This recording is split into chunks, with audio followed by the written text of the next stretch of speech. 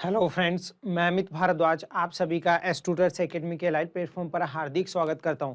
दोस्तों, जिस टॉपिक के बारे में आज मैं डिस्कशन करूंगा या मैं आपको बताऊंगा वो टॉपिक है दोस्तों मेटल और नॉन मेटल, धातु और अधातु। हर एग्जाम की दृष्टि से चाहे आप रिट हो, पटवार हो या दोस्तों बात करें सेंट्रल की exam RRB, NTPC, group D, हर एग्जाम के लिए अति महत्वपूर्ण और केमिस्ट्री का सबसे बड़ा टॉपिक है दोस्तों मेटल और नॉन मेटल्स।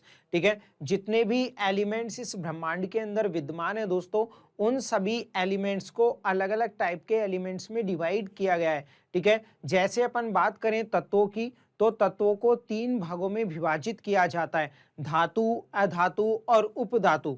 उनके अंदर से दोस्तों इस वाले टॉपिक के अंदर अपने को पढ़ना है धातु और अधातु के बारे में। उसके बाद आगे अपन पढ़ेंगे दोस्तों उपधातुओं के बारे में। तो आज का जो टॉपिक रहेगा अपना वो है फ्रेंड्स धातु व अधातु, मेटल्स व नॉन मेटल्स। ठीक है, क्या क्या इनके कैरेक्टरिस्टिक्स होते हैं दोस्तों, इनके फिजिकल कैरेक्टरिस्टिक, फिजिकल के अलावा केमिकल कैरेक्टरिस्टिक्स, उन सभी कैरेक्टरिस्टिक्स को लेकर अपन चलेंगे friends metal and non metal. ठीक है, आई थिंक सभी को पता है मेटल्स और नॉन मेटल्स के बारे में। ठीक है, जो इनकी बेसिक डेफिनेशन है वो तो सभी को पता होगी। तो यहाँ एक तरफ मैं लिख देता हूँ फ्रेंड्स धातु और उधर की तरफ लिख देता हूँ अधातु। धातु और अधातु क्या क्या होते हैं, किस रूप में ये विद्यमान होते हैं, कौन कौन सी इनके अंदर दोस्तों प्रॉपर्टीज होती है। सबसे पहले अपन बात करें धातु की। ठीक है, इस ब्रह्मांड के अंदर दोस्तों जितने भी पदार्थ है, ठीक है, टोटल कितने पदार्थ है, तो ब्रह्मांड के अंदर दोस्तों जितनी भी वस्तु अपन देखते हैं वे सभी वस्तुएं किसी न किसी एलिमेंट से, किसी न किसी पदार्थ से मिलकर बनी हुई है दोस्तों। अभी तक खोजे गए पदार्थों की अपन बात करें तो अभी तक खोजे गए पदार्थ या तत्व, ठीक है, खोजे गए पदार्थ की संख्या है दोस्तों कितनी, तो खोजे गए पदार्थों की संख्या है फ्रेंड्स 118। इन सभी 118 पदार्थों को दोस्तों आवर्त सारणी के अंदर रखा गया है। ठीक है, और इन्हीं 118 पदार्थों को तीन भागों में डिवाइड कर दिया। सबसे पहले तो आते हैं फ्रेंड्स धातु तत्व। धातु तत्वों की संख्या होती है 92, 92। धातु तत्व के बाद सेकेंड नंबर पर आते हैं अधातु तत्व। ठीक है, और अधातु तत्वों की संख्या है फ्रेंड्स 20। और अधातु के बाद थर्ड नंबर पर आते हैं फ्रेंड्स उपधातु तत्व, और उपधातु तत्वों की संख्या है फ्रेंड्स 7। टोटल खोजे गए पदार्थ ब्रह्मांड के अंदर 118, जिनमें से धातु तत्व 92, अधातु तत्व 20 और उपधातु तत्व होते हैं दोस्तों 7। ठीक है फ्रेंड्स, 92 और 20 112 और 7 हो गए अपने 118।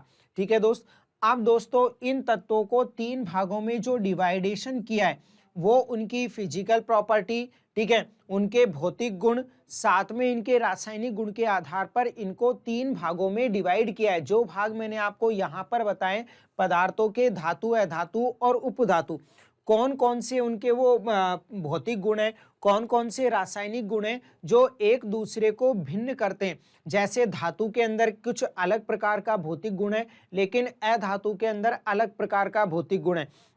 धातुओं के रासायनिक गुण कुछ अलग होते हैं, जबकि अधातुओं के रासायनिक गुण कुछ अलग होते हैं। तो देखते हैं दोस्तों अपन उनके भौतिक और रासायनिक गुणों में भिन्नता किस प्रकार से आती है।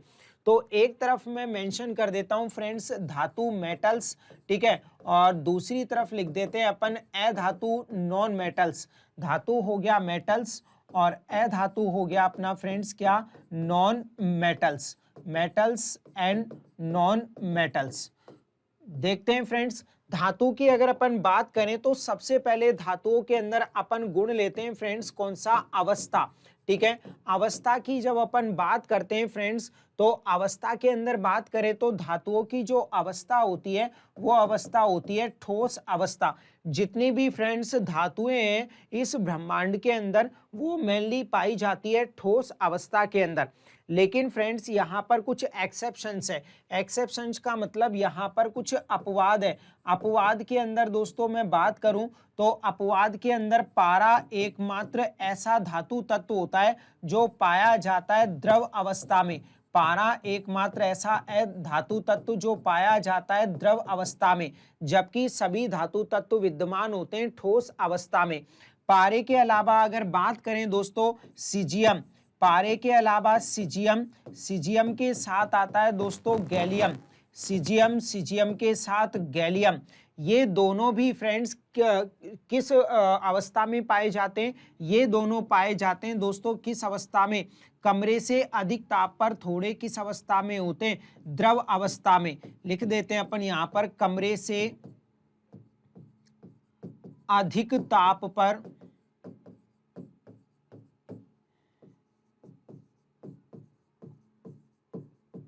द्रव अवस्था में। ठीक है, एकमात्र ऐसा धातु तत्व जो कमरे के ताप पर द्रव अवस्था में पाया जाता है, तो उस धातु तत्व का नाम क्या? तो उस धातु तत्व का नाम आएगा पारा। धातुएं किस अवस्था में विद्यमान होती है? ठोस अवस्था में। किसको छोड़ के? पारे को छोड़ के। लेकिन पारे से अधिक तापमान पर, सॉरी, कमरे से अधिक तापमान पर कौन सा तत्व, कौन सा धातु तत्व द्रव अवस्था में पाया जाता है? तो वो होता है सीजियम और गैलियम। क्योंकि दोस्तों सीजियम का जो गलनांक है वो गलनांक 29 डिग्री सेल्सियस, जबकि गैलियम का गलनांक होता है 28 डिग्री सेल्सियस। एग्जाम में प्रश्न यहां से इस प्रकार से बनता है दोस्तों कि ऐसी धातु जो दोस्तों हथेली पर रखने पर पिघल जाए, तो हथेली पर रखने पर पिघलने वाली धातु कौन सी होती है?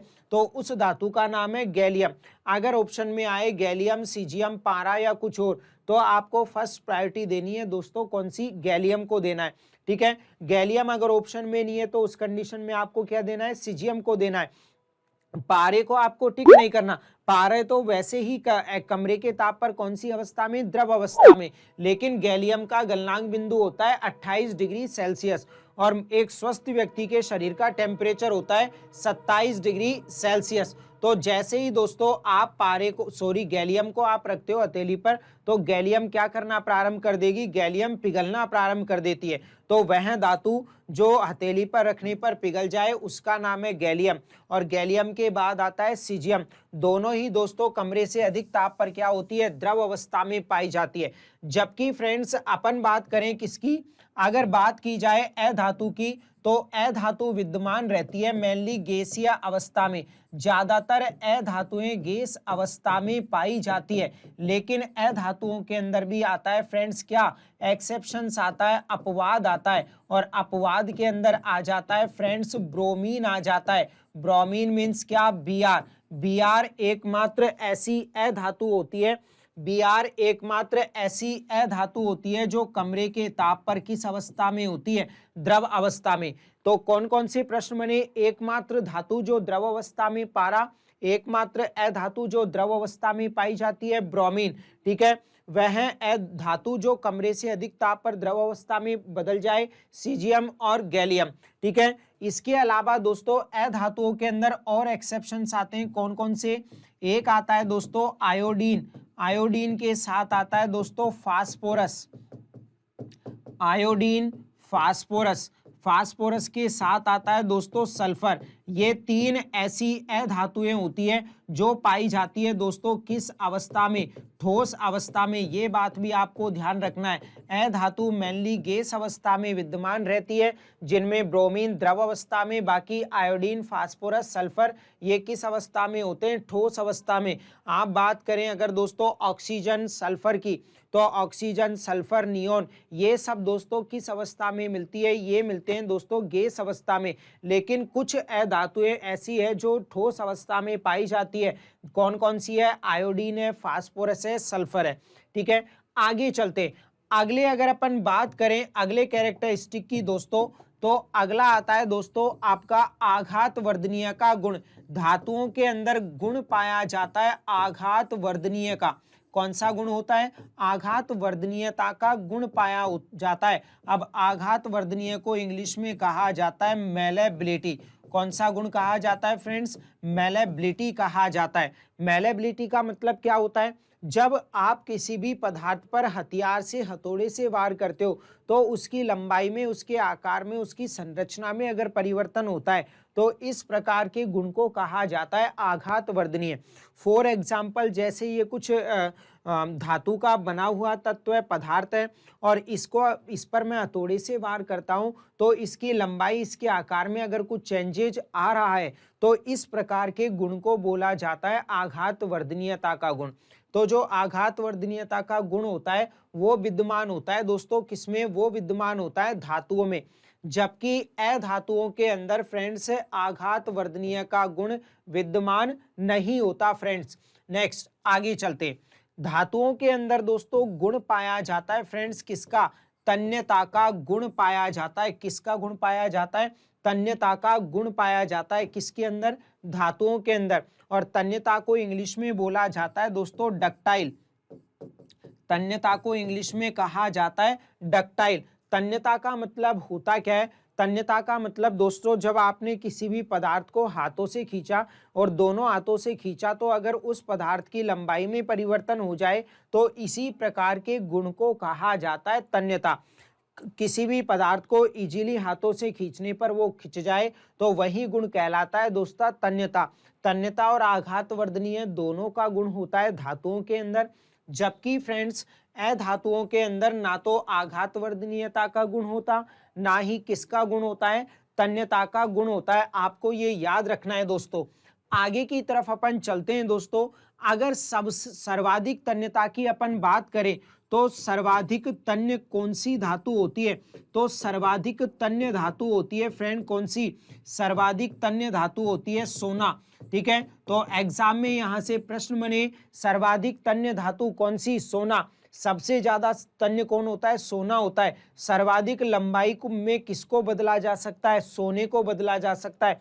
तन्यता एक प्रकार का ऐसा गुण जिससे किसी भी पदार्थ को लंबे तारों में व्यवस्थित किया जा सकता है और लंबे तारों में बदल जाए तो यही गुण कौन सा कहलाता है, तन्यता का कहलाता है दोस्तों। ठीक है, इसके बाद सेकंड नंबर पर आती है दोस्तों चांदी।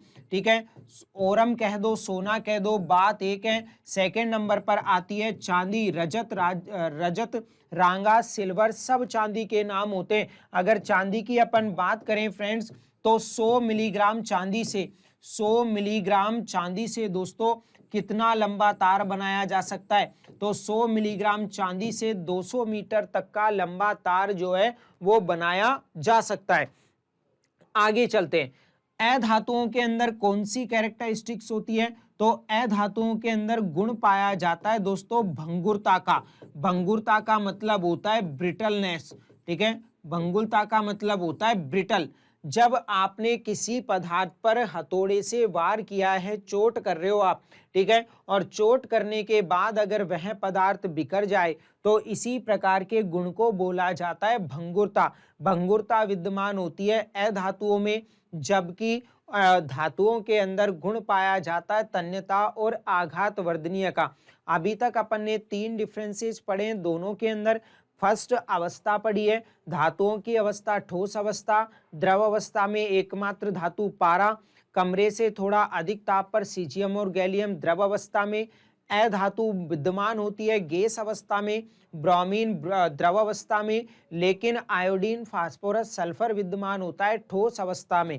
ठीक है, धातुओं के अंदर तन्यता और आघात वर्धनीयता का गुण होता है, अधातुओं के अंदर गुण पाया जाता है दोस्तों किसका, केवल भंगुरता का गुण अधातुओं के अंदर होता है। नेक्स्ट आगे की तरफ अपन चलते हैं दोस्तों। आगे आता है दोस्तों 4th नंबर पर धातुओं के अंदर आ जाता है।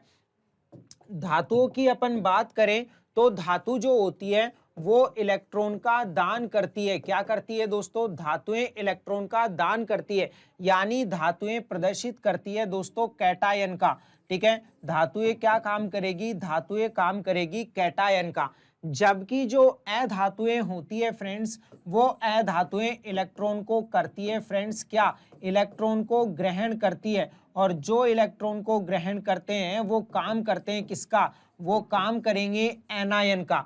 धातुएं कैटायन का काम करती है, इलेक्ट्रॉन का दान करने का काम करते हैं, जबकि अधातुएं इलेक्ट्रॉन को ग्रहण करने का काम करती है, यानी काम किसका करेंगे, एनायन का काम करेंगे। आगे की तरफ चलते हैं दोस्तों। धातु जो होती है दोस्तों वो विद्युत व ऊष्मा की होती है सुचालक। विद्युत प्लस ऊष्मा की क्या रहेगी, धातुएं विद्युत और ऊष्मा की रहती है फ्रेंड्स, क्या सुचालक रहती है। ठीक है, विद्युत धारा और ऊष्मा जो है वो धातुओं के अंदर से क्या हो जाते हैं, प्रवाहित हो जाते। लेकिन यहाँ पर एक एक्सेप्शन आता है, और एक्सेप्शन में आता है दोस्तों क्या, एक्सेप्शन के अंदर आता है आपका एक्सेप्शन के अंदर आता है दोस्तों आपका सीसा। सीसा एकमात्र ऐसी है धातु है जो विद्युत की क्या रहती है फ्रेंड्स, वो विद्युत की रहती है कुचालक। बाकी सभी धातु तत्व विद्युत के होते सुचालक। अधातु जो होगी, अधातु रहेगी विद्युत की क्या, अधातु विद्युत की रहेगी दोस्तों क्या, अधातुएं विद्युत व ऊष्मा की रहती है फ्रेंड्स कुचालक। बैड कंडक्टर होती है अधातुएं, जबकि धातुएं गुड कंडक्टर होती है। लेकिन एकमात्र अधातु जो विद्युत की सुचालक होती है वो आ जाती है दोस्तों आपकी कौन सी, तो वो आ जाएगा आपका ग्रेफाइट। ग्रेफाइट और ग्रेफाइट के साथ होता है फ्रेंड्स क्या, ग्रेफीन। ग्रेफाइट और ग्रेफीन दोनों एकमात्र ऐसी अधातु है जो विद्युत की रहती है दोस्तों क्या, सुचालक। ठीक है, ग्रेफाइट और ग्रेफीन की अपन बात करें तो होता क्या है, टोटल कार्बन के दोस्तों दो प्रकार के अपर रूप होते हैं। कौन कौन से, एक तो रहेगा दोस्तों आपका क्रिस्टलीय अपर रूप कार्बन का, और क्रिस्टलीय के साथ दूसरा अपर रूप रहेगा आपका अक्रिस्टलीय। दो प्रकार के कार्बन के अपर रूप होते हैं। क्रिस्टलीय अपर रूप टोटल फ्रेंड्स कितने प्रकार के, तीन प्रकार के। कौन कौन से, हीरा है, हीरे के साथ है ग्रेफाइट, और ग्रेफाइट के साथ होता है फुलरीन। जबकि अक्रिस्टलीय अपर रूप के अंदर आता है दोस्तों आपका आ जाता है कास्ट, कास्ट के साथ कोयला, कोयले के साथ आता है दोस्तों चारकोल, चारकोल के साथ आ गया मोम। ये क्रिस्टलीय और ये अक्रिस्टलीय। जब आप हीरा, ग्रेफाइट, फुलरीन और चारकोल, कौन कौन को, हीरा, ग्रेफाइट, फुलरीन और चारकोल, इन चारों पदार्थों को मिला देते हो, इन चारों पदार्थ जो कि कार्बन के अपरूप है, इनको मिला दिया जाता है तो तैयार हो जाता है क्या, ग्रेफीन तैयार हो जाता है। इस ब्रह्मांड का सबसे शक्तिशाली पदार्थ कौन सा, अगर ये प्रश्न भी आए तो आपको आंसर क्या देना है, ग्रेफीन देना है। ब्रह्मांड का सबसे शक्तिशाली पदार्थ होता है ग्रेफीन। कागज से बहुत गुना पतला होता है ग्रेफीन। विद्युत धारा का सर्वाधिक सुचालक बात करें तो विद्युत धारा का सर्वाधिक सुचालक पदार्थ भी कौन सा होता है फ्रेंड्स, ग्रेफीन होता है, याद रखना है आपको। ठीक है, तो ग्रेफाइट और ग्रेफीन दोनों एकमात्र ऐसी है धातु है जो विद्युत की क्या रहेगी, विद्युत और ऊष्मा की रहेगी, सुचालक रहेगी। और दोनों किसके अपर रूप है, दोनों कार्बन के क्या हैं, अपर रूप है दोस्तों, याद रखना है। विद्युत का सर्वाधिक सुचालक, एग्जाम में प्रश्न ये भी पूछा जा सकता है फ्रेंड्स, किस प्रकार से पूछा जा सकता है, विद्युत का सर्वाधिक सुचालक, विद्युत का सर्वाधिक सुचालक पदार्थ, तो विद्युत का सर्वाधिक सुचालक पदार्थ रहेगा आपका कौन सा, सर्वाधिक सुचालक पदार्थ रहेगा ग्रेफीन। लेकिन आपसे पूछा जाए सर्वाधिक सुचालक धातु, सर्वाधिक सुचालक धातु, तो सुचालक धातु में पूछा जाए तो धातु में आपको बतानी है चांदी। ठीक है, और अधातु पूछे तो क्या बताना है, ग्रेफीन बताना है। ब्रह्मांड का सबसे शक्तिशाली पदार्थ पूछ लिया जाए, सबसे शक्तिशाली पदार्थ आपसे पूछ लिया जाए तो सर्वाधिक शक्तिशाली पदार्थ होता है आपका कौन, ग्रेफीन होता है, याद रखना है। किसका अपर रूप है, कार्बन का अपर रूप होता है ग्रेफीन। आगे की तरफ चलते हैं दोस्तों, टोटल 6 डिफरेंसेस हो गए। इसके बाद नेक्स्ट डिफरेंस आता है धातुओं के अंदर। धातुओं के जो ऑक्साइड होते हैं दोस्तों, धातु के जो ऑक्साइड रहेंगे वे ऑक्साइड किस प्रकार के होते हैं,